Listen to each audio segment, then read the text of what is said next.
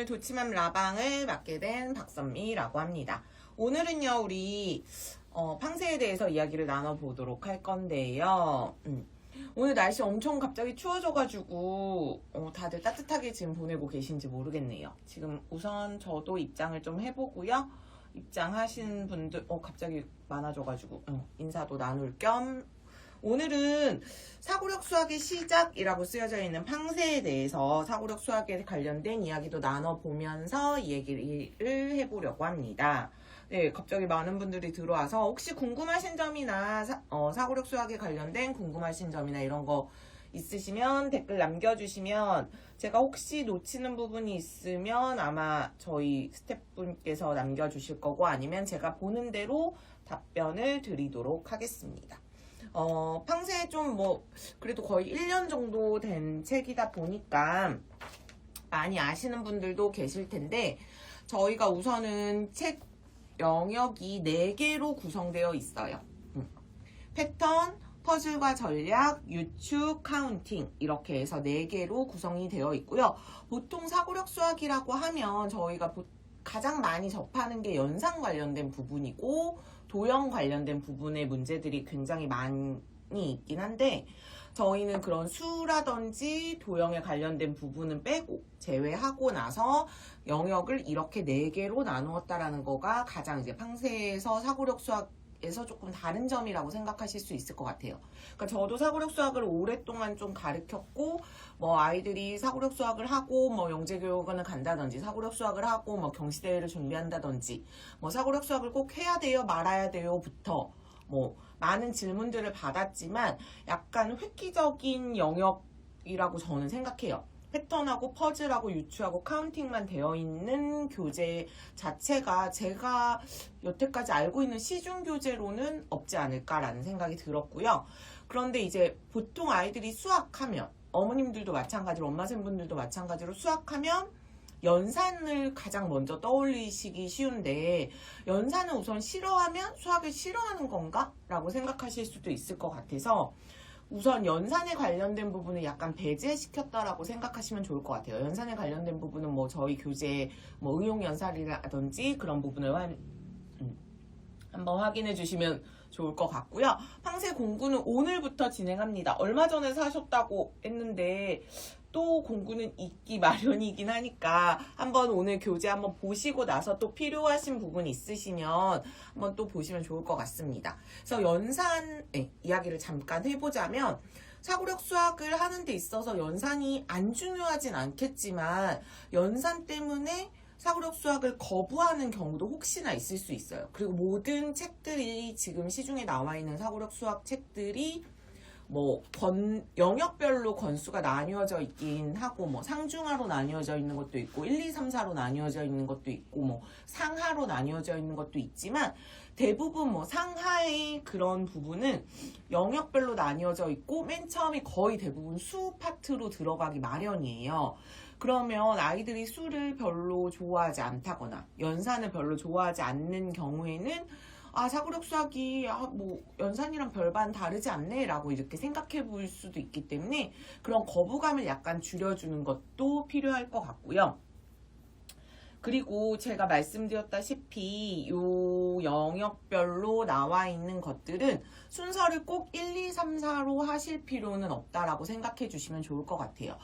대부분의 아이들이 1권 만약에 패턴이라고 제가 잠깐 보여드리면 다 보여드리긴 하겠지만 패턴이라고 했을 때 우선 반복적으로 되어 있는 패턴 알맞은 모양 찾기 이런 식으로 대부분 구성이 되어 있어요. 그러면 패턴을 처음에는 아이들이 굉장히 쉬워서 되게 재미있어 하거나 좋아할 수 있겠지만 이제 조금 단계가 올라가면서 S단계는 좀 쉬울 수 있을지언정 B라든지 C로 갔을 때는 패턴이 굉장히 또 어려워질 수 있거든요.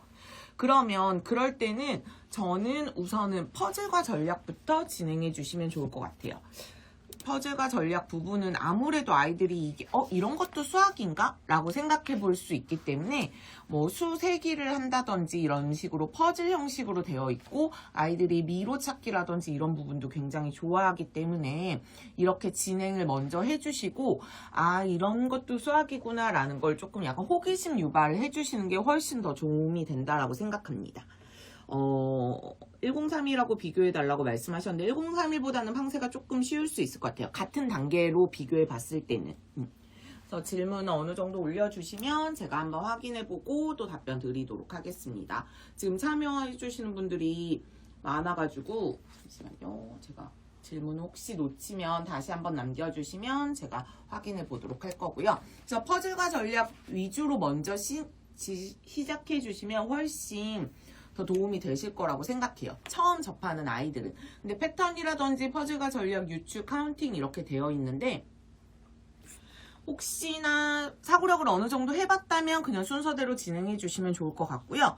아니면 아이들이 좋아하는 파트 먼저 진행해 주시는 것도 조금 더 호기심을 갖기에는 좋을 것 같습니다. 그래서 유추 부분도 우선 간단하게 보여드리고 나서 전반적으로 단계별로 다 보여드릴 생각이고요. 요런 유추 같은 것도 아이들이 S단계 같은 경우에는 용어를 정확하게 알고 있는지를 먼저 파악해 주시는 게 저는 좋다고 생각해요.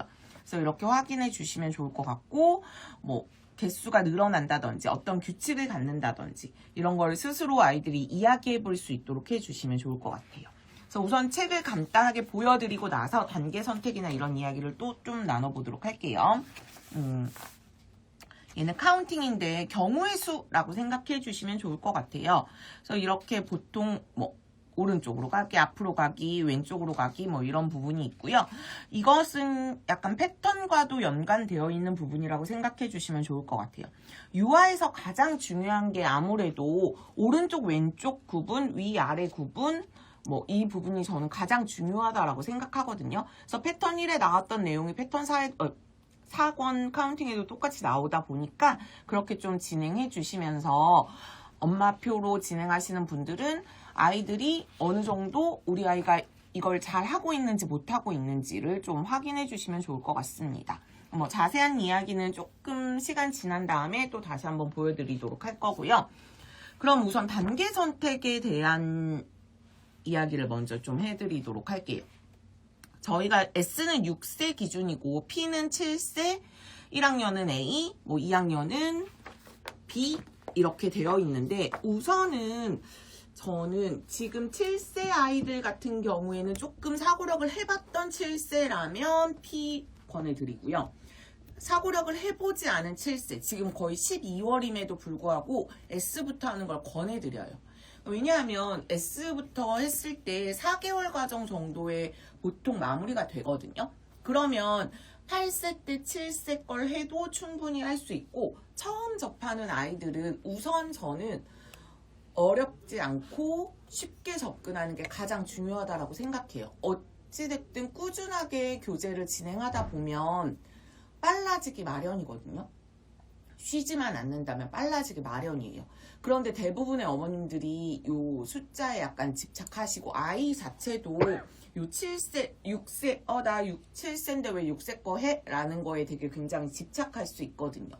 근데 그런 부분을 약간 내려놓을 수 있도록 해주시면 좋고요. 아, 이게 수학이지만 재미있는 거다라고 좀 인식을 시켜주기 위해서는 이게 부담감이 없어야 되고 진입장벽이 굉장히 좀 낮아야 된다라고 생각해요.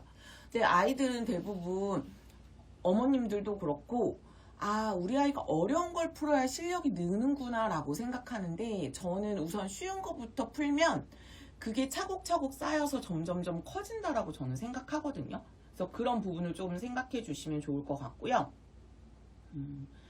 뭐 제가 보기에는 팩토와 난이도는 팩토하고는 제가 그냥 느꼈을 때는 약간 비슷한 것 같아요.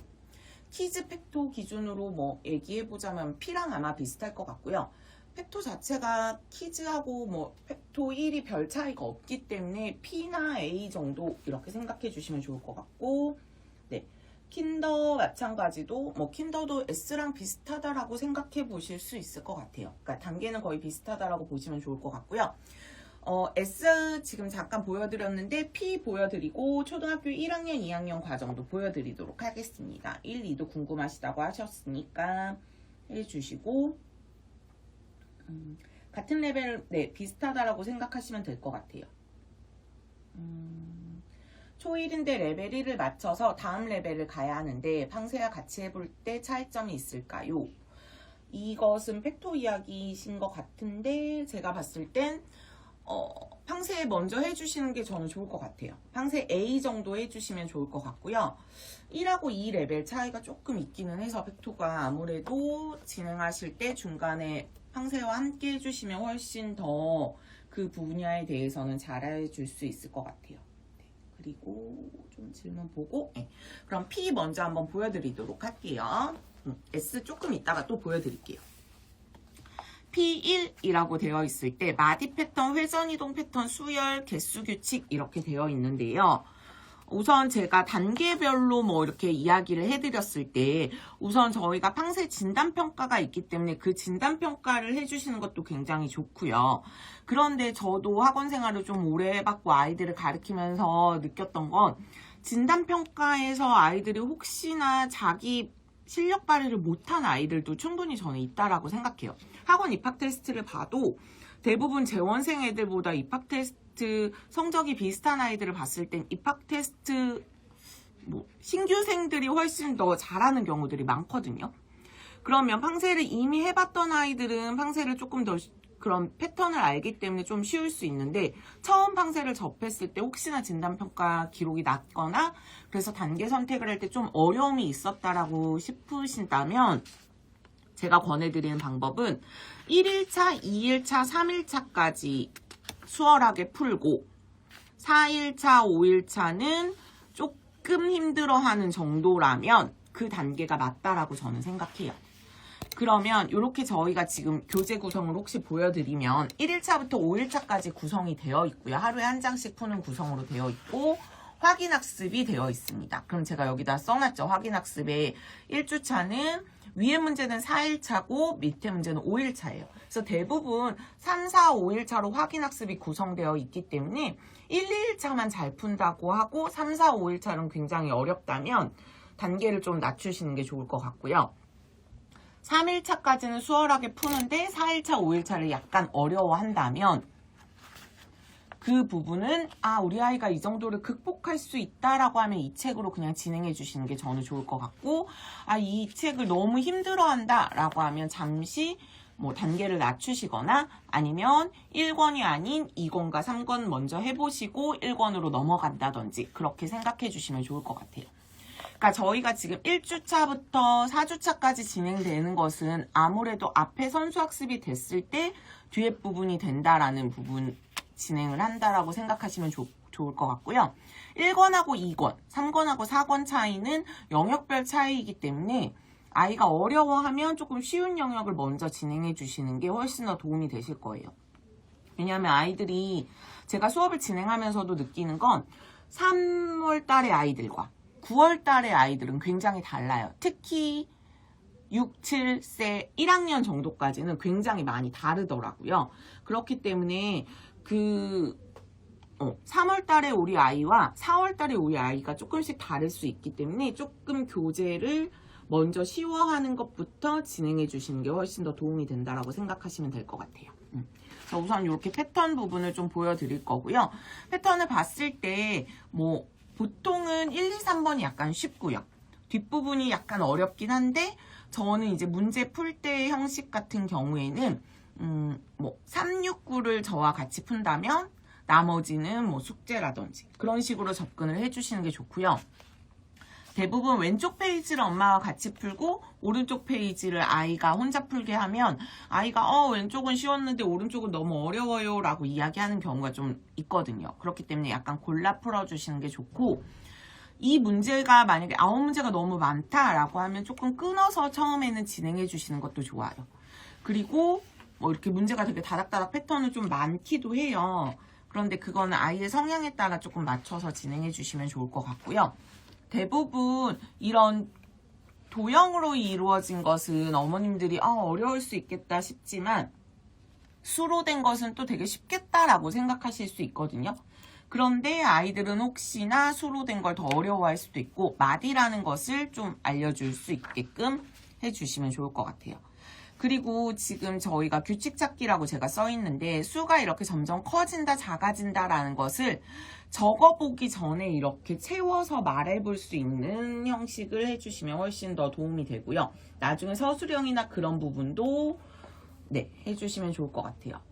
네, 초고, 초4까지는 팡세할 수 있을까요? 네, 저는 초4도 충분히 할 수 있을 거라고 생각하고요. 대부분 5학년까지는 하는 것을 저는 권해드리는 편이에요.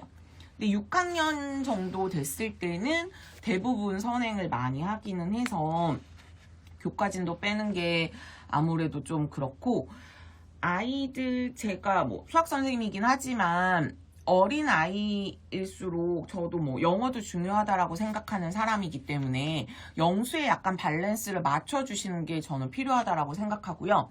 그 다음에 뭐 교과 같은 것도 말씀드리면 그냥 전반적인 사고력을 이야기하면 저는 사고력은 7세 정도부터 시작하는 게 좋다고 생각해요. 아이들마다 조금씩 다를 수 있겠지만 그런데 꼭 해야 돼요, 말아야 돼요는 그건 어머님들 판단이 전 맞다라고 생각하고요.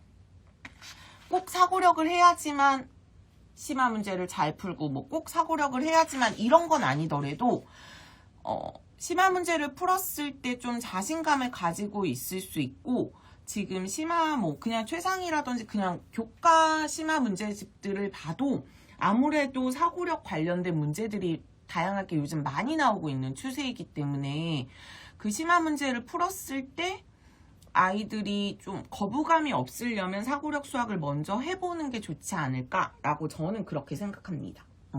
사고력을 푸는 이유가 심화 문제를 잘 풀기 위해서일 수도 있고요. 아, 이런 것도 수학인가? 저런 것도 수학인가? 라고 생각해 볼 수 있는 다양성을 좀 느끼기 위해서 하는 부분도 저는 있다라고 생각해요. 그러니까 저는 사고력 수학도 뭐 많이 가르쳤고 아니면 심화 문제도 뭐 경시대회도 준비해봤고 뭐 영재교육원도 준비해봤고 아니면 교과 선행도 진행을 했을 때의 느낌은 사고력이 밑바탕이 되어서 교과 선행을 진행했을 때 진도 속도가 조금 빠른 건 있는 것 같아요. 왜냐하면 사고력을 하면서 거기에 약간 교과가 녹아져 있다라고 볼 수 있잖아요. 그래서 그런 부분에 있어서 만약에 4학년 때 선행을 시작하고 싶어요 라고 이야기했을 때 4학년 때 선행을 시작했을 때 어느 정도 연산이 바탕되어 있고 사고력을 해봤던 아이들 같은 경우에는 조금 진행 속도가 빨랐던 것 같고요. 사고력에서 어려웠던 문제들, 문제 집착력이라든지 이런 게 약간 키워진 아이들은 선행할 때 훨씬 더 도움이 됐었던 것 같아요. 그러니까 선배 어머님들이 늘 그러죠. 아, 사고력 필요 없어 라고 얘기하시는 분들은 사고력으로 덕을 못 보신 분들, 사고력 꼭 필요해 라고 하면 그거를 통해서 우리 아이가 수학에 대한 자신감까지 생겼기 때문에 그것은 선택은 어머님들이 저는 해야 된다라고 생각해요. 그래서 P단계 우선 보여드리고 제가 오늘은 1권, 4권 위주로 진행을 해보려고 해요. 그래서 4권도 한번 보여드리도록 할게요. 저는 길의 가지수를 굉장히 좋아하는 편입니다. 어머님들은 굉장히 싫어하시고 혹시나 경우의 수라든지 통계라든지 이런 부분을 굉장히 싫어하시는 분들이 많으시겠지만 저는 이렇게 경우의 수를 따지고 하는 것을 굉장히 좋아하는 편이라서 아이들에게 이것을 강요하진 않지만 이렇게 즐거운 거다라고 알려주는 편이에요. 그래서 1일차, 2일차 보시면 대부분 그냥 직접 해보는 게 거의 위주로 되어 있어요. 그리고 나서 3일차까지도 이렇게 약간 저희 고학년 아이들이 맨날 노가다성이라고 이야기하는데 이렇게 해봐야지만 아 이런 것도 있구나라고 알 수 있고 그 다음에 식을 적어볼 수 있는 형식이 된다라고 생각하시면 좋을 것 같아요. 그래서 4일차까지도 길의 가지수를 따져보는 형식이고요. 길의 가지수를 따져보면서 그 다음에는 여러 길의 가지수에서 최단거리를 찾아보는 거죠. 그러면 최단거리를 했을 때 몇 칸으로 가는 게 최단거리인지 이게 몇 칸인지 좀 쉬울 수 있죠. 사각형 길이 조금 쉽다면 이제 육각형 길도 확인해 볼 수 있는 거고요. 그래서 이게 SP 계속 단계적으로 조금씩 어려워지기 때문에 만약에 그 단계 부분을 어려워한다면 그 전 단계 부분을 조금 풀어주시는 게 좋을 것 같아요. 그래서 가장 짧은 길도 어떻게 하면 몇 칸이 가장 짧은지 그걸 개수를 먼저 확인해 보고 P단계에서는 직접 그려보는 거 위주로 진행하시면 됩니다. 그리고 육각형 길도 교과 문제집에는 솔직히 많이 나오지 않지만 사고력 문제집이나 경시대회 문제에서는 굉장히 많이 나오는 문제 유형이고요. 그리고 혹시나 지금 뭐 라방을 보시는 어머님들 중에 우리 아이 경시대회를 준비하고 싶다라고 했을 경우에는 카운팅 부분을 굉장히 잘해야지만 경시대회에서 좋은 점수를 받을 수 있다라고 생각해 주시면 좋을 것 같아요. 왜냐하면 뭐 어려운 문제들을 봤을 때 왜 어려운 문제들이 다 경우의 수에서 나와요? 라고 하면 그 경우 한 가지를 혹시나 빼먹을 수 있는 거죠. 근데 우리 아이가 한 가지 빼먹지 않고 문제를 풀 수 있는 집착력을 키워주는 게 아무래도 경우의 수, 카운팅 뭐 이런 부분에서 나오는 뭐 따져보는 이런 부분에서 나오는 거기 때문에 아무래도 변별력을 위해서는 경시대회에서는 경우의 수를 좋아하는 경향이 있어요. 그래서 그렇게 확인해 주시면 좋을 것 같고요. 동전도 마찬가지로 이렇게 처음에는 얼마인지 그 다음에 약간 미로 퍼즐로 했을 때 몇 개가 있으면 되는지 이런 부분이 있고요. 그래서 P단계까지는 그렇게 막 되게 물론 유아 아이들에게는 어려울 수 있겠지만 호기심 유발을 하는 직접적으로 막 경시까지 가는 문제들은 아니지만 이런 게 베이스가 됐을 때 조금 풀 수 있다라는 거죠. 그러니까 동전 5개로 24원을 만든다라고 하면 10원짜리 2개와 1원짜리 3개 있으면 되는구나 뭐 이런 식으로 접근해 보는 거죠. 그러면 아이들이 요즘 동전이 거의 잘 모르기 때문에 그런 수에 대한 감각을 약간 키워줄 수 있다라고 생각해 주시면 좋을 것 같고요.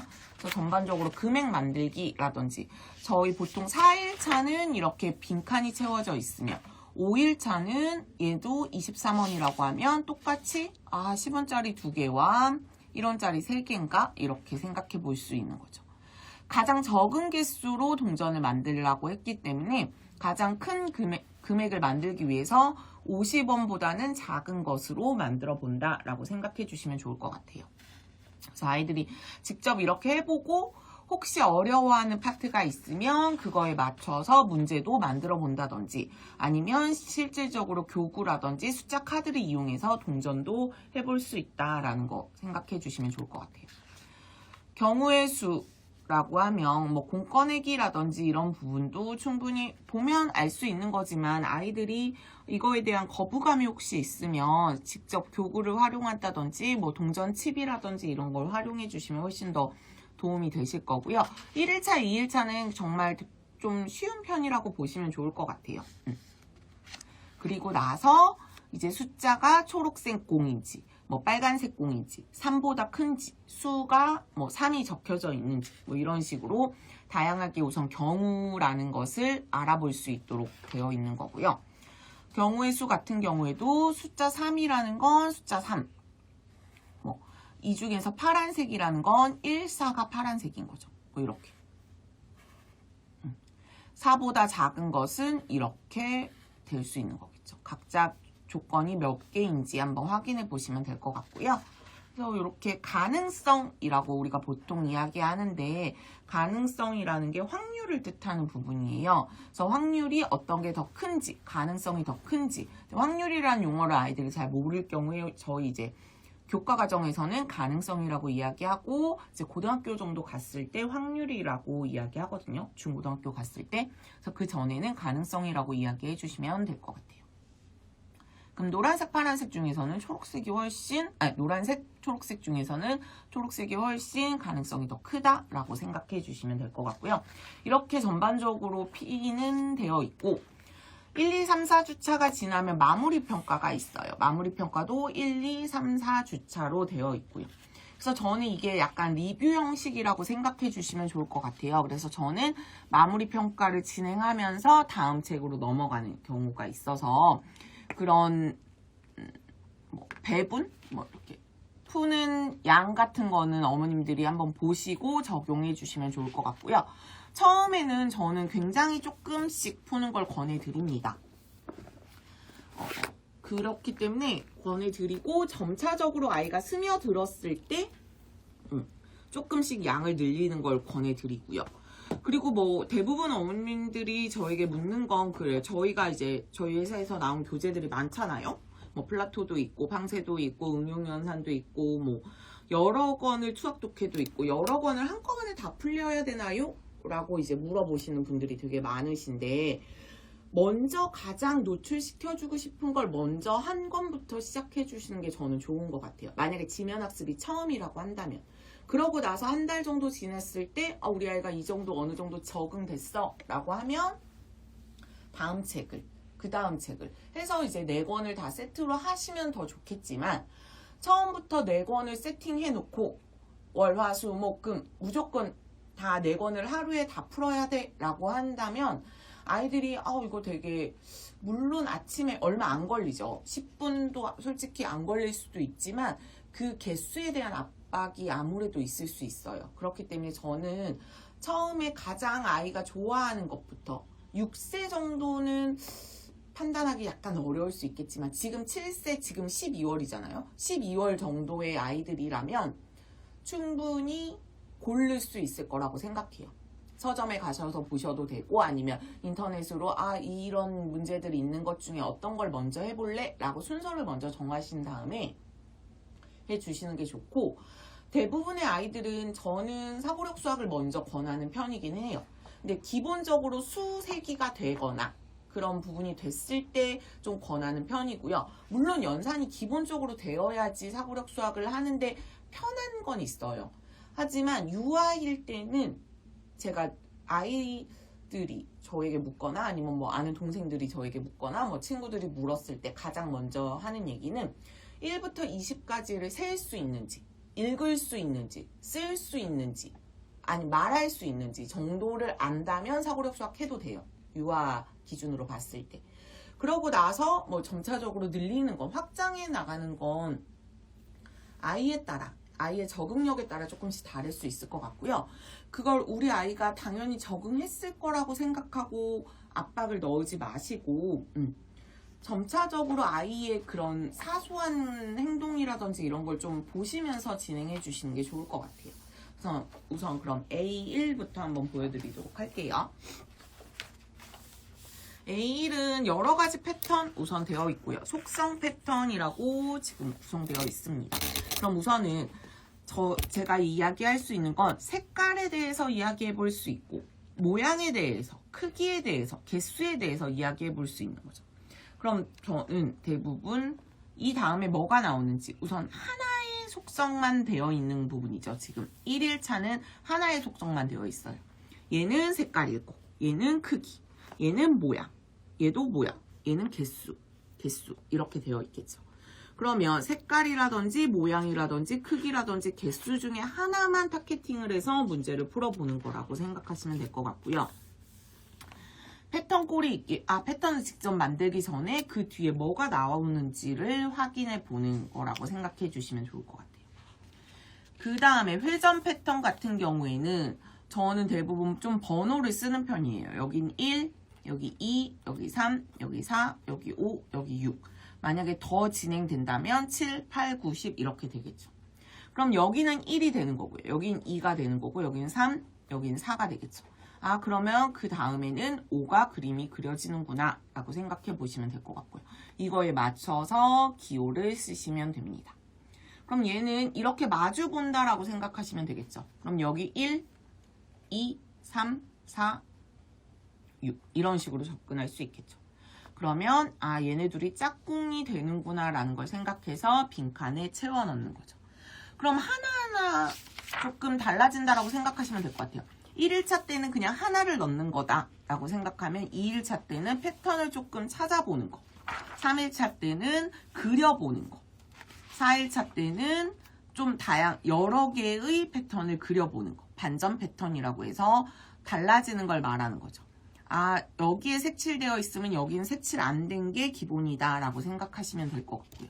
그 3, 4일차가 합쳐져서 패턴 미로까지 완성해 볼 수 있도록 해주시면 되는 거죠.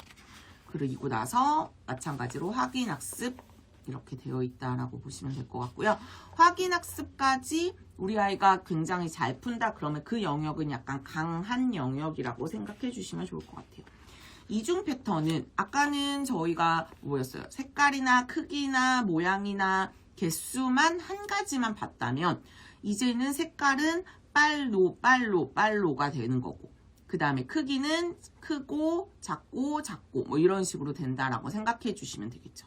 그래서 두 가지 패턴이 한꺼번에 되어 있고 그렇게 봤을 때 색깔은 두 개이고 뭐 크기는 세 가지이면 6개씩 끊어도 되는구나 라는 걸 혹시나 이 지금 A를 했을 때 구구단을 알고 있으면 두 개, 세 개가 반복되면 6개씩 묶여진다라는 걸 은연중에 이야기해 주셔도 좋을 것 같아요. 그러니까 제가 늘 말씀드리는 건 아이가 지금 어느 정도 알고 있느냐에 따라 설명법이 달라져야 된다라고 생각해요. 그래서 뭐 선생님들이나 엄마쌤분들이나 우리 아이가 이걸 지금 알고 있으니까 이걸 좀 더 노출시켜줘야겠다라고 하면 이런 방법으로 설명해 주시면 되고 우리 아이는 지금 아직 구구단을 잘 모르니까 그러면 두 가지 표로 그려서 색깔이 뭐 빨간색, R, Y 뭐 이렇게 쓰면 되겠죠? 제가 거꾸로 쓰려고 하니 한글보다 영어가 편한 것 같아서 영어로 이렇게 쓰는 거고요. 이렇게 하면서 아이들에게 알고 있는 것을 사전 정보를 전달하면서 설명을 해주시는 게 필요하다라는 거죠. 그래서 가장 엄마표를 하면서 가장 좋은 점은 생활을 같이 하고 이야기를 같이 나누기 때문에 생활 속에서 이걸 해봤던 것을 조금씩 보여드리면서 진행해 주시면 좋을 것 같아요. 2일차도 마찬가지고요. 3일차도 이렇게 진행해 주시면 될 것 같아요. 4일차도 직접 패턴을 만들어 보는 거죠. 작은 것, 큰 것 반복되고 이거 두 가지고요. 그 다음 색깔도 작은 것, 큰 것, 이거 세 가지네요. 그 다음에 색깔은 보라색, 흰색이니까 총 6가지를 먼저 만들고 그게 반복된다라고 생각해 주시면 좋을 것 같아요. 빈칸 채우기도 이렇게 구성이 되어 있습니다. 그 다음에 1, 2주차는 약간 패턴으로 되어 있었으면 3, 4주차는 그때 아까도 수로 되어 있었죠. 그래서 수열 위주이기 때문에 이 부분은 엄마샘 분들은 약간 쉽다라고 느껴질 수 있겠지만 아이들은 또 체감 난이도는 다를 수 있기 때문에 이런 부분을 조금 더 설명을 해주시거나 우리 아이가 혹시 예전에 배웠다고 하더라도 까먹었을 수 있기 때문에 한 번씩 설명해 주시면서 진행해 주시면 좋을 것 같아요. 그래서 9번째 수를 직접 적어서 찾아보는 것도 있고 아니면 3, 3, 9가 반복되니까 3개씩 반복돼서 여기 9가 들어가 라는 걸로 생각해 주셔도 될 것 같습니다. 개수 규칙도 이렇게 지금 나와 있고요. 구수의 개수를 직접 뭐 그려도 되지만 수를 쓰게끔 되어 있습니다. 2, 4, 6, 8, 10 뭐 이렇게 되겠죠. 그 다음 색칠하기도 저는 뭐 1, 2, 3 여기 3개 그 다음에 여기는 6개 뭐 이런 식으로 늘어나는 거죠. 그래서 개수 규칙 확인해 주시면 좋을 것 같고요. 7번째 개수 점점 늘어나는 거. 여기도 수열에서 약간 구체물로 바꿨다라고 생각해 주시면 좋을 것 같습니다. 두 가지 모양은 이중으로 생각해 주시면 될 것 같고요. 네, 똑같이 마무리 평가 이렇게 구성되어 있습니다. 그래서 A1까지 봤고요. A4도 가볍게 보여드리도록 할게요. 오늘은 1권하고 4권 위주로 보여드릴 거고 2권, 3권 같은 경우에 혹시 궁금하신 게 있으시거나 아니면 뭐 한번 책 보시다가 궁금하신 점은 도치마 카페나 저희 필쟁 카페에 글 남겨주시면 제가 확인하는 대로 답변을 드리도록 할게요. 한붓 그리기라는 것도 뭐 어떻게 아이들이 봤을 수도 있지만 한 번에 그릴 수 있게끔 한다라는 것을 먼저 이렇게 보여드리고요. 홀수점의 개수, 짝수점의 개수 같은 경우에도 교과에는 솔직히 등장하지 않지만 나중에 고등학교 갔을 때는 약간 배우는 부분이기 때문에 지금 이렇게 이런 식으로 미로를 찾는다든지 홀수점, 짝수점을 본다든지 아니면 영재교육원 주제이기는 해서 한복 그리기가 많이 나오긴 하거든요. 그래서 그런 부분을 A부터 조금씩 보여드리면 될 것 같아요. 그 역시나 가장 많이 나온 거, 교과에 가장 많이 나오는 게 가장 짧은 길이겠죠. 아까도 저희가 앞에서도 충분히 했지만 이제는 그냥 직사각형이 아닌 이렇게 니은자 길도 충분히 나온다라는 거. 칸수에 맞춰서 그려본다는 거. 그 다음에 이제 경로를 따져본다는 거. 그래서 이렇게 아이들이 직접 적어보는 건 솔직히 어렵죠. 하지만 이렇게 빈칸을 채움으로써 아이가 가지수를 찾는 거죠. 이렇게 하나 찾을 수 있고 그 다음에 이렇게 하나, 이렇게 하나, 이렇게 하나 이렇게 네 가지 경우를 각각 써본다라고 생각해 주시면 될 것 같아요. 그래서 가장 짧은 경로도 이렇게 봤을 때 그래 가지수 몇 개 이렇게 적어보면 된다라는 거죠. 그래서 이렇게 친절하게 나와 있기 때문에 가지수를 어느 정도 노출이 되고 난 다음에 번호를 이렇게 쓰는 연습도 해볼 수 있는 거죠. 번호를 쓰는 것은 중2 과정에 지금 나오기는 하는데 그 전부터 조금 아이들이 노출이 되면 훨씬 더 수월하게 풀 수 있다라는 거. 그럼 가에서부터 나까지 갔을 경우에 뭐 요거 한번 풀어볼까요? 그러면 이렇게 가는 경우, 이렇게 가는 경우 두 가지가 있으니까 여긴 두 가지가 되는 거고요. 그 다음에 이렇게 가는 경우, 이렇게 가는 경우, 이렇게 가는 경우 있으니까 2 더하기 1 해서 여기 3이 되는 거예요. 그럼 여기 2 더하기 1 하니까 여기도 3이 되겠죠. 그 다음에 3 더하기 3을 하면 6가지. 그래서 이렇게 봤을 때 지금 여기서부터 여기까지 갔을 때 4칸으로 갈 수 있는 경우가 6가지라 생각해 주시면 될 것 같고요. 여기는 3 더하기 1이니까 4, 10 이렇게 해서 이렇게 개수 쓰는 게 SP에서 어느 정도 숙달이 됐을 때 A부터 이렇게 적을 수 있다라는 거 생각해 주시면 좋을 것 같습니다. 가장 짧은 길의 수도 다양한 모양이 이렇게 보통 나오죠. 대부분의 교과 문제집에서는 이렇게 그냥 직사각형 나오는 경우가 많은데 그게 좀 다양하게 풀어보면 사고력 문제집에서나 충분히 알 수 있다라는 거 확인해 주시면 좋을 것 같고요. 금액 만들기도 앞에서 나온 부분이 여기도 이제 조금 다양해졌죠. 뭐 동전이 3개에서 4개로 늘어난다든지 그런 식으로 수 확장이 되었다라고 생각해 주시면 좋을 것 같습니다. 만들 수 있는 금액 한 다음에 이렇게 직접 그리지 않고 쓰면서 아이의 실력을 키울 수 있는 부분이라 생각하시면 될 것 같아요. 그 다음에 길 찾기 다음에 가장 많이 나오는 게 이런 거. 옷 입는 거. 좀 이거는 선 그어가면서 하면 되고 구슬 가져가기.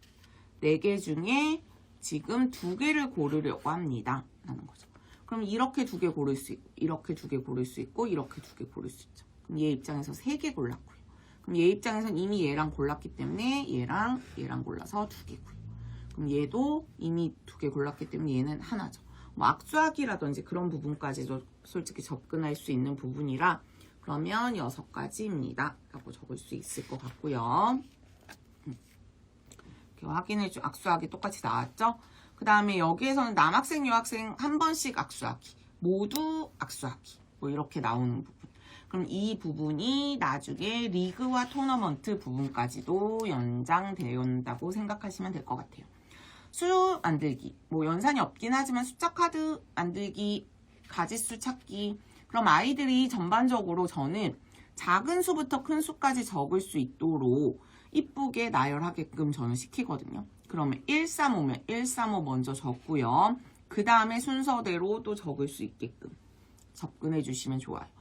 이게 아이들 그냥 중구난방 적는 아이들이 있지만 그걸 한 번씩 멘트를 이렇게 순서대로 작은 거에서부터 큰 거 순서대로 혹은 큰 거에서부터 작은 순서대로 풀 수 있게끔 하는 게 중요하다라는 걸 언지시켜 주시면 훨씬 아이들은 그걸 좀 따라하는 편이라고 생각하시면 좋을 것 같아요. 하고 마무리 평가까지 이렇게 되어 있습니다. A까지 봤고요. B하고 C, D도 가볍게 보여드리도록 할게요.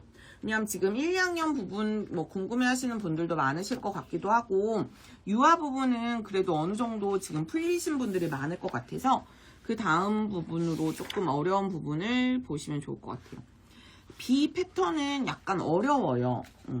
제가 봤을 때도 제가 지금 수업 진행하고 있는데 아이들이 조금 어려워하는 부분이 있어서 요 문제들은 만약에 너무 어렵다 싶으면 꼭 하루에 뭐든지 2페이지씩 푼다기보다는 조금씩 양을 줄여가면서 푸셔도 될 것 같고요.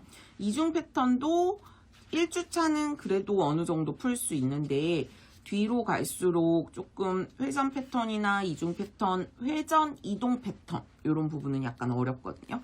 그래서 이렇게 하나하나 차근차근 해보고 아이가 너무 어렵다 싶으면 저는 다음 주차 넘어갔다가 다시 4일차, 5일차 이렇게 등장하셔도 될 것 같아요. 그러면 첫 번째로 보시면 얘는 동그라미가 어떻게 이동하는지 확인해 보면 되겠죠. 그럼 얘는 이쪽으로 이동하기 때문에 여기에 동그라미가 들어가는구나 라고 생각하시면 될 것 같고요.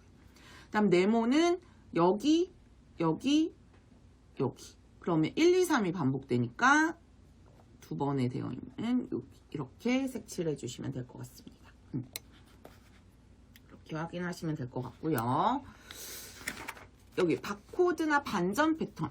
그럼 색깔은 색깔대로 확인해 보시면 되겠고요. 반전은 반전대로 확인해 주시면 돼요. 저는 지금 보시면 1, 여기는 색칠 안 되어 있는 거. 여긴 색칠되어 있는 거. 여기는 색칠 안 되어 있고 여기는 색칠되어 있는 거. 이런 식으로 반전 패턴이 있다는 거 확인해 주시면 좋을 것 같습니다. 회전과 증가 부분이고요. 패턴의 빈칸, 빈칸에 알맞은 패턴을 그린다라고 생각하시면 될 것 같아요. 그래서 1, 2주차는 이렇게 패턴, 3, 4주차는 약간 수열로 똑같이 되어 있고 수가 B부터는 약간 커졌죠. 그래서 수를 혹시나 어려워하거나 여기에서 2배라든지 3배라든지 이런 부분 곱셈이 조금 어려워한다면 2권과 3권 먼저 하고 어느 정도 수가 익숙해지면 다시 1권으로 넘어오셔도 될 것 같아요. 그냥 도형으로 했을 때는 굉장히 잘했는데 수가 갑자기 커지고 막 세 자릿수가 나오면 아이들이 혹여나 어려워할 수 있거든요. 그럼 아이의 연산 수준에 따라서 조금씩 조정해 주시면 좋을 것 같습니다. 이렇게 하고 패턴 완성하는 부분도 마디 부분과 이중 패턴, 그다음 뭐 성냥개비 패턴 이렇게 점점 늘어나는 거 확인해 주시면 좋을 것 같아요. 그래서 요거 모양 규칙 같은 경우에도 어렵지는 않지만 막 어려운 부분은 아닌데 혹여 이렇게 그림이 복잡해지거나 이런 부분에서 아이들이 어려워할 수 있거든요. 그러면 뭐 한 같이 풀어주면서 진행해 주시면 좋을 것 같아요. 역시나 마무리 평가까지 이렇게 있고요. 그 다음에 B4 한번 볼게요.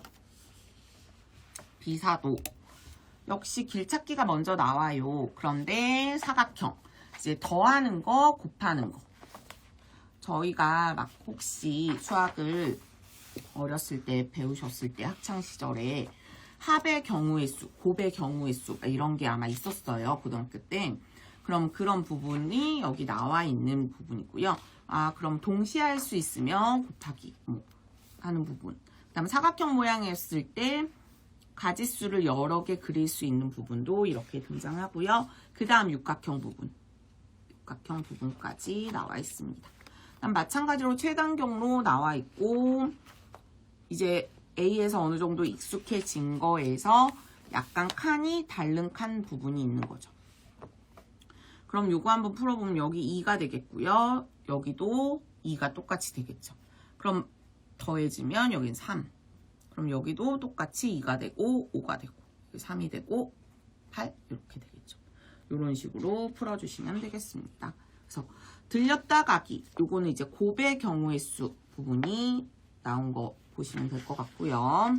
마찬가지로 네, 지름길, 대각선이 지름길이라는 걸 이용해서 곱의 경우의 수 확인해 주시면 돼요. 마찬가지로 1, 2주차는 약간 길에 관련된 부분이었으면 3, 4주차는 방법의 가지수라든지 가지수의 곱, 동전, 주사위 관련된 부분으로 구성되어 있다라고 보시면 돼요. 거의 패턴이 비슷하다라고 보시면 될 것 같고요. 단계가 올라감에 따라서 조금 더 난이도가 어려워지고 개수가 조금 더 많아지고 그런 부분이라고 생각하시면 될 것 같아요. 그래서 굳이 꼭 학년에 구애받지 마시고 우리 아이가 이런 게 처음이다 싶으면 조금 낮은 단계부터 진행해 주시면 좋을 것 같아요. 그래서 B도 마찬가지로 조건에 맞는 수 이렇게 확인해 주시면 될 것 같고요. C를 잠깐 보도록 하겠습니다. C도 보시면 여러 가지 패턴이에요. 다독돌 패턴 뭐 이런 건 좀 쉬울 수 있을 것 같고요. 그 다음에 회전이동 패턴 확인해 주시면 되고 네모 번째 예전에는 앞에서는 저희가 막 7번째, 9번째였는데 지금은 막 23번째, 26번째 이렇게 되겠죠. 그럼 우선 나눗셈이 좀 되는지 확인해 볼 수 있겠죠. 3개씩 이렇게 묶어지면 우리 아이가 23 나누기 3을 해서 7 나머지 2니까 두 번째 게 들어가는구나 라고 이렇게 생각할 수 있는 거죠. 그래서 4개씩 묶는다든지 3개씩 묶는다든지 그런 식으로 얘도 이렇게 3개씩 묶으면 되나요? 이렇게 확인해 볼 수 있다는 거 확인해 주시면 되겠습니다. 그래서 수열도 이제 2주차부터 여긴 수열이 나오네요. 수열 보시고 수열의 합해서 그림으로 우선 수식으로 보여주는 거. C단계부터는 아무래도 4학년 이상 아이들이 많이 보기 때문에 아니면 기존의 S부터 아니면 B까지 어느 정도 하는 아이들이 보기 때문에 다소 조금 어려울 수 있겠지만 그걸 너무 처음부터 3학년이라고 해서 바로 C 하지 마시고 처음이라면 B나 A부터 시작해서 워밍업을 해준 다음에 더해주시면 좋을 것 같아요. 덧셈도 어느 정도 되어야 되고 곱셈도 어느 정도 되어야 된다는 거 확인해 주시면 좋을 것 같아요. 수열의 활용도 도막으로 이렇게 나누는 부분이고요. 직접 잘라봐서 개수를 확인해 보는 걸 그림으로 이렇게 보여드리는 거죠. 도형의 개수. 그래서 C, D 단계는 아무래도 어느 정도 푼 학생들이 보는 거기 때문에 그렇게 많이 혹시 지금 보여드리는 것보다 앞에 단계 위주로 제가 보여드렸다라는 거 확인해 주시면 좋을 것 같아요. 특히나 마찬가지로 마무리 평가 이렇게 구성되어 있습니다. 그럼 카운팅도 보시면 아까 제가 말씀드렸다시피 여기는 이제 오일러 경로와 그 다음에 가지수, 교점 영역 이렇게 되어 있습니다. 오일러 경로라는 건 한붓 그리기에 관련된 부분이라고 생각해 주시면 좋고요. 오일러 경로가 있는지 아닌지, 선으로 모든 걸 다 모든 선을 지나가는지, 점으로 모든 선을 지나가는지 그런 부분을 좀 확인해 주시면 좋을 것 같고요. 네, 이 부분은 사고력 부분에 조금 많이 나와 있기는 하지만 처음 보는 아이들은 굉장히 어려울 수 있기 때문에 우선 기본적으로 오일러 경로라는 거에 대한 이야기를 한번 나눠보시고 문제를 푸는 걸 권해드립니다. 방문 통과 경로, 최단 거리는 교과에 나오는 경우의 수 부분이 약간 포함되어 있다라고 보시면 될 것 같고요. 지름길을 하나가 아니라 뭐 2개 혹은 이렇게 뭐 장애물이 있어서 혹시 못 지나가는 부분까지 이렇게 확인해 주시면 좋을 것 같고요. 그 다음 다른 문제들은 이렇게 일방통행 문제도 있거든요. 그렇게 한번 확인해 주시면 될 것 같습니다. 그래서 순서가 없는 경우 아까 제가 말씀드렸다시피 그 악수 부분이나 이런 부분에서 갑자기 리그와 토너먼트까지 연결된 거, 선분의 개수 뭐 이런 부분 확인해 주시면 좋을 것 같고요. 순서 없이 2개 선택하기. 예전에 혹시 뭐 고등학교 때 그래도 좀 들어보셨으면 순열과 조합이라고 해서 조합 부분이 약간 순서에 상관없이 고르는 거라고 생각해 주시면 되거든요. 그래서 대표 뽑기 뭐 이렇게 생각해 주시면 될 것 같고요. 용어는 약간 쉽지만 그런 고학년 내용을 거의 다 담고 있기 때문에 이런 거를 조금 그림이나 모양으로 좀 익숙해진 다음에 교과를 한다면 훨씬 더 수월하게 풀 수 있을 것 같습니다. 선분 개수라든지 이런 부분, 리그와 토너먼트까지 이렇게 봤고요. 교점 영역은 선을 몇 개 생기는지, 직선이 몇 개인지 뭐 이런 거 규칙 찾기라고 생각해 주시면 좋을 것 같아요. 영역의 개수 확인해 주시면 될 것 같고요. D만 잠깐 보여드리고 오늘 마무리하도록 할게요. D. D 패턴도